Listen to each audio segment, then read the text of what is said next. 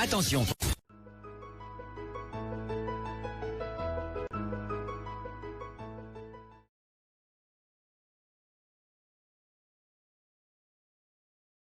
Il y a quelques jours, j'ai fait une vidéo où j'étais en train de revenir sur le boycott de l'artiste Grace Deka par les activistes de la diaspora.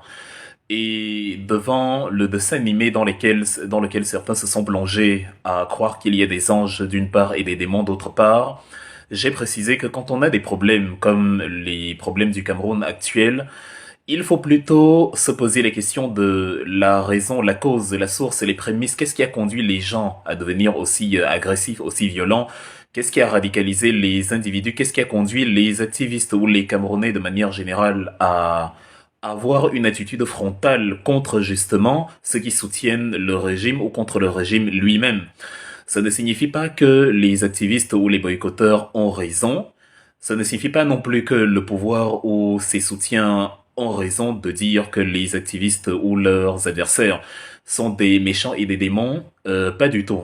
Ça signifie simplement que justement, il faut recentrer le débat. En examinant les causes, on étudie mieux les conséquences. J'avais pris l'exemple d'un cancer où je disais, c'est quand on sait d'où ça vient qu'on peut empêcher la métastase. Il n'y a jamais eu de problème résolu parce que quelqu'un s'est mis devant son miroir et a dit, ah, mes adversaires sont méchants, ils sont des démons. Il y a toujours une raison pour laquelle quelqu'un devient méchant, quelqu'un devient brutal. Ça ne se passe jamais ex nihilo, à partir de rien, non. L'humidité précède la moisissure. Ça signifie que si un truc est moisi, c'est que les conditions dans lesquelles il a été conservé n'ont pas été bonnes. Si un mur est moisi, c'est que peut-être la pièce n'a pas été assez aérée. S'il y a donc des réactions radicales et des réactions, des opérations coup de poing menées par la diaspora depuis plusieurs années, c'est peut-être parce que ils ont jugé que, par la force des choses, c'est le seul moyen de se faire entendre, parce que ils ont en face un régime qui n'écoute pas la voix du dialogue, la voix de la conversation. C'est pour ça que par la bêtise humaine, certains conflits finissent par justement escalader et curieusement se terminent sur la table des négociations où on se demande pourquoi n'a-t-on pas commencé par là. Donc, nous ne voulons pas, ce n'est pas bien que les humains attendent d'abord que les choses partent dans tous les sens, avant de se rendre compte qu'en fait, pour résoudre le conflit, il faut discuter. Si on avait commencé à discuter sur la base des raisons qui créent les courroux de part et d'autre, certainement il n'y aurait même pas eu de guerre. C'est sous cet angle-là donc que j'avais analysé en début de semaine, en début de week-end, justement, la problématique des activistes et du boycott qu'ils ont orchestré contre Grace Deka, notamment, ou qu'ils organisent depuis bientôt plusieurs années, depuis à peu près 4 ans, 3 ans et demi.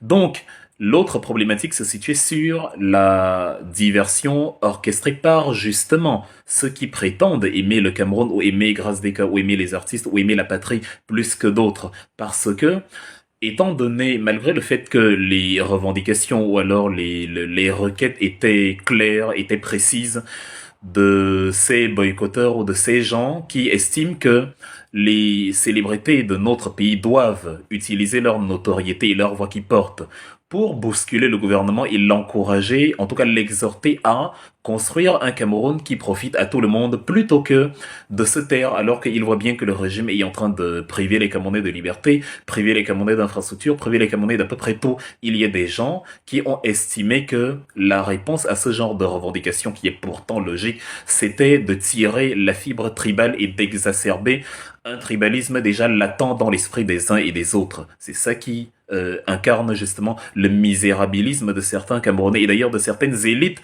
camerounaises. Et quand on dit élite, il n'y a pas seulement des élites politiques, de certaines élites traditionnelles camerounaises qui font que lorsque une critique est ouverte, ils préfèrent se rabattre sur le hors-sujet parce qu'ils ne veulent pas affronter leurs démons.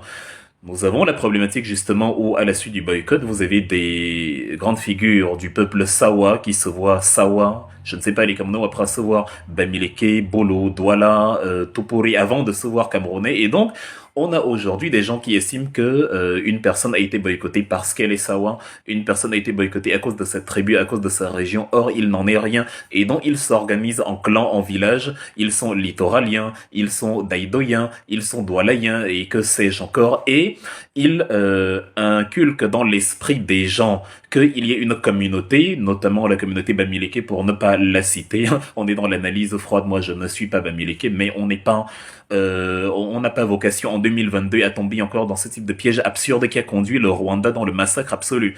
Ils ont estimé donc qu'il faut dire à leurs fils et frères du village que les Bamileke ou qu'une communauté s'acharne contre la communauté Sawa. Pourtant, non. On était en train, justement, d'assister à une réaction de boycott face à une artiste qui n'a pas eu le courage, justement, de dire au régime que les barbaries, l'autoroute qui n'est pas finalisée, les libertés publiques qui ne sont pas permises, les hôpitaux qui ne sont pas viables. On a vu Monique Omatekel pendant que Biya se soigne à Genève, le prix des denrées qui augmente et tout. Elle n'a pas eu le courage, justement, d'affronter et de dire, même de manière paisible, à son père, Paul Biya, puisqu'il est le père de la nation, que papa Paul Biya, il y a une guerre depuis plus de 5 ans dans mon pays. Il faut vraiment qu'on discute, qu'on organise un vrai dialogue national avec les problématiques qui fâchent. Ce n'est pas détester son pays que de le dire. C'était donc ça l'objet de la requête, mais curieusement, on leur a dit à ces Camerounais naïfs qui ont ouvert la porte à l'imbécilité qu'en fait, c'est parce qu'elle est Sawa qu'on la boycotte, c'est parce qu'elle est Douala qu'on la critique, c'est parce qu'elle... Et donc, ils ont appuyé sur le fait que, voilà, nous, le peuple Sawa, on doit se réunir, on doit se liguer contre, justement, ces gens-là qui nous détestent pendant qu'ils ne boycottent pas les leurs ou ce type de bêtises.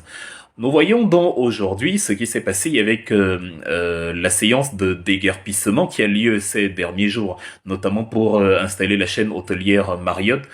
Marriott, ce n'est pas une chaîne hôtelière camerounaise, ce n'est pas une chaîne hôtelière Bamileke, ce n'est pas une chaîne hôtelière Topori Mondang, non. Ce sont des Américains, ils sont basés dans le Maryland, aux États-Unis. Je crois que le Maryland est plus proche de Washington, la capitale des États-Unis, que de Yaoundé, la capitale du Cameroun, ou que de Bafoussam, la capitale de la région de l'Ouest, ou Ngaoundéré dans l'Adamawa. Donc, lorsqu'on a une problématique comme ça, on se rend donc compte que finalement, ceux qui disent que les gens qui ont la notoriété et la célébrité doivent justement mettre le gouvernement devant ses responsabilités, ils n'ont pas complètement tort, en ce sens où ils invitent justement les stars, les gens qui ont une aura, les gens qui ont une portée, à considérer que nous sommes tous dans le même bateau et à amener le pouvoir à résoudre les problèmes des Camerounais dans leur intégralité.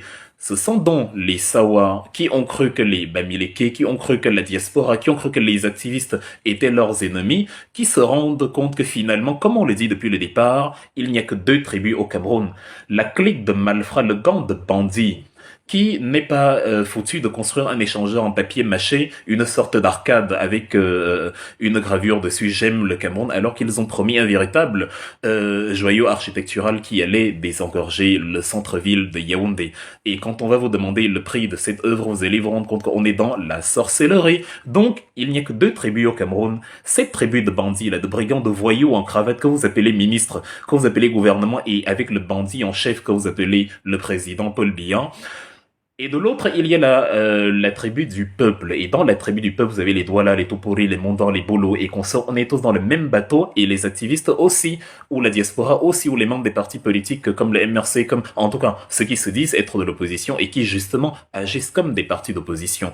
Voilà les 2 tribus qu'il y a au Cameroun, les 2 camps. Il faut donc que le peuple tout entier fasse front commun pour dire à un régime qui le spoile, qui l'écrase, que non, nous ne supportons pas ça. Ce n'est pas une tribu qui massacre les enseignants en les privant de leur salaire. C'est le gouvernement. Ce n'est pas une tribu qui a orchestré la guerre anglophone. C'est le gouvernement. Ce n'est pas une tribu qui a empêché le pays d'avoir une couverture santé viable et qui a conduit à ce que des gens décèdent en essayant de donner la vie devant le parvis d'un hôpital. C'est le gouvernement. Ce n'est pas une tribu qui est incapable de finaliser l'autoroute Yaoundé-Douala. C'est le gouvernement. Ce n'est pas une tribu qui fait que le barrage de Mainveul, dont on vous a dit qu'il allait fournir 211 mégawatts, ce qui est déjà ridicule par rapport aux besoins du Cameroun, mais qui fournit à peine 80 mégawatts. Et encore, il faut déjà voir si ça arrive dans les villes où vivent les populations. Donc, on leur a dit de considérer ça comme ça depuis le début. On leur a dit que c'est parce qu'on sait qu'on est dans le même bateau qu'on dit à tout le monde qui a la puissance de parler. Nous parlons. Nous n'avons pas l'aura de grâce des et consorts, mais nous parlons parce qu'on sait qu'au moins 2-3 personnes vont ouvrir les yeux et seront édifiées par ce que nous disons.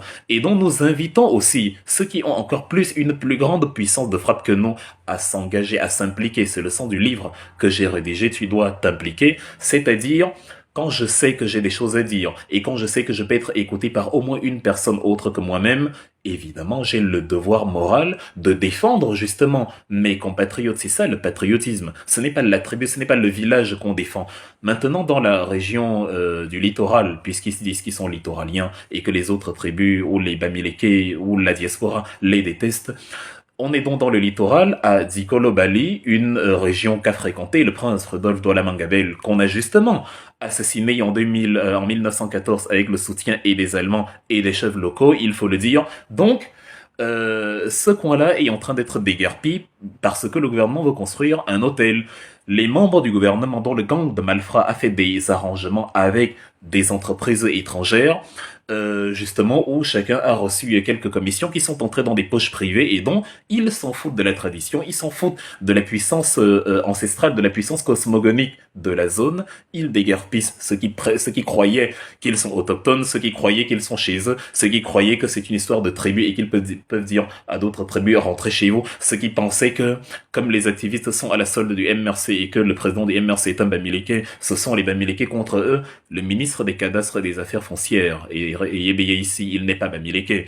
La chaîne hôtelière Marriott, ce n'est pas une chaîne Bamileke, ce n'est pas une question de tribu. Nous avons dansé au rythme du Takam de l'Ouest, nous avons dansé au rythme du groupe Garay, du Septentrion. Nous avons dansé au rythme de Grâce des Cas, du littoral de Samidiko. Nous avons dansé à tout. Nous aimons les Camerounais dans leur totalité. Nous aimons le pays dans son envergure absolue. Ce que nous ne voulons pas, c'est que les tribus, l'identité, la crispation ethnique soient utilisées justement pour détourner les gens des véritables causes de leurs ennuis. Nelson Mandela disait, quand vous faites des choix, vos choix doivent être guidés par vos espoirs plutôt que par vos peurs. Le problème, c'est que au Cameroun, les gens savent où est le problème, ils savent que c'est Biya le problème, que ce sont ces ministres le problème, que c'est le gang de malfrats le problème, mais ils évitent soigneusement le problème parce que plutôt que de faire des choix pour l'espoir de voir un Cameroun émerger, de voir un Cameroun soudé en tant que peuple, où on a l'œil sur la façon de gouverner des dirigeants, eux ils préfèrent voir à côté ceux qui n'ont rien à voir avec leur souffrance. À la tribu, c'est les Bamileke qui nous ont boycottés, c'est les Topori qui nous ont boycottés, c'est les mondants qui nous ont... Est-ce qu'aujourd'hui, ce sont les activistes de la diaspora ou c'est un parti politique de l'opposition qui exproprie les Sawa à Douala? Non, c'est le gouvernement. Et justement, ça donne raison à la critique. On dit depuis le départ qu'il n'y a qu'un seul adversaire au Cameroun. Il est temps d'être intelligent, il est temps de faire des choix basés sur l'espoir plutôt que sur la stupidité et la peur où on s'acharne sur la fumée, pourtant le feu est là. Il n'y a pas de feu sans chaleur. C'est la chaleur, c'est la forte température qui précède l'incendie. C'est la combustion qui précède la flamme. C'est comme je disais, la moisissure, l'humidité qui précède la moisissure. C'est la barbarie qui précède la contre-barbarie. Les activistes, les coups d'État, les révolutions, tout ça est organisé parce qu'il y a un régime barbare en place que les gens veulent changer. Et parfois, les gens qui veulent le changer se comportent de manière tout autant barbare. Et c'est dommage. C'est donc pour ça que pour empêcher les gens de devenir barbares, il faut éviter déjà d'être barbare soi-même. Parce que nul n'a le monopole de la sauvagerie. Nous avons un discours où on dit il faut dialoguer, il faut discuter. Les gens estiment que comme on est pacifique, voilà, on est en fait des rigolos. Comme Gandhi disait, au début on vous ignore, ensuite on se moque de vous, puis on vous combat, mais à la fin vous gagnez.